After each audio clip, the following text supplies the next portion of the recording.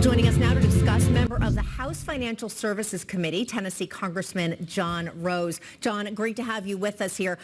So to use Bob's metaphor, will the mice keep taking these bites and raise interest rates? Will they continue? Well, what I would say is the Fed chairman has made it clear that he is determined to get inflation under control. Unfortunately, he didn't have that view 2 years ago when I think this could have all been avoided. But the answer is I think the Fed will continue to push rates higher until they tame inflation, which would be, by their measure, to get it under 2%. So we still have a ways to go.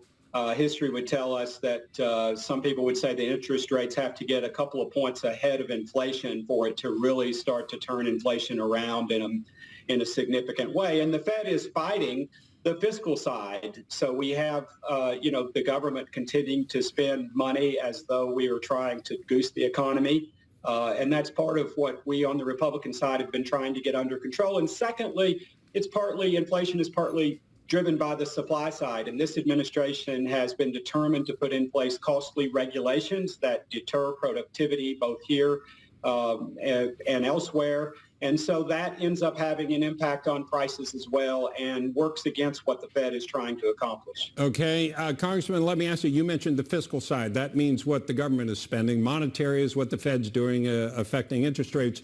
So to that end, we've got debt ceiling hanging above us all, no pun intended. The Washington Post says there are 5 possible outcomes. The president and McCarthy, the speaker, make a deal, an end run in Congress around Mr. Biden, a bill to buy more time, a White House acts on its own somehow, or the United States defaults. And we all know number 5 shouldn't happen, but that's what Wall Street's concerned about is, are they going to come to one of these other 4? Well, I hope so. And the president has to understand that he's got to come to the negotiating table and sit down with Speaker McCarthy and make a deal. The House has acted, so we've solved this problem in a reasonable, responsible, and sensible way. The ball is clearly in Leader Chuck Schumer's court on the Senate side and in the president's court. And the president's been a bit obstinate. You know, I've got a 2-year-old son, and he throws temper tantrums sometimes, did one earlier today. And that's what the president's doing, and you can't feed that.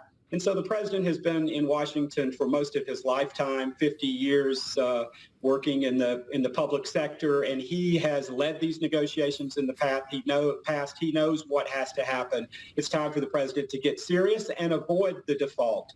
And for your listeners out there, anyone who's worried about that, seeing the markets roiled, or about whether their benefits might continue to flow, that's in the president's court right now. It's on his back to actually sit down, do the adult thing, and negotiate with Leader McCarthy and come to an agreement or accept what the House has passed.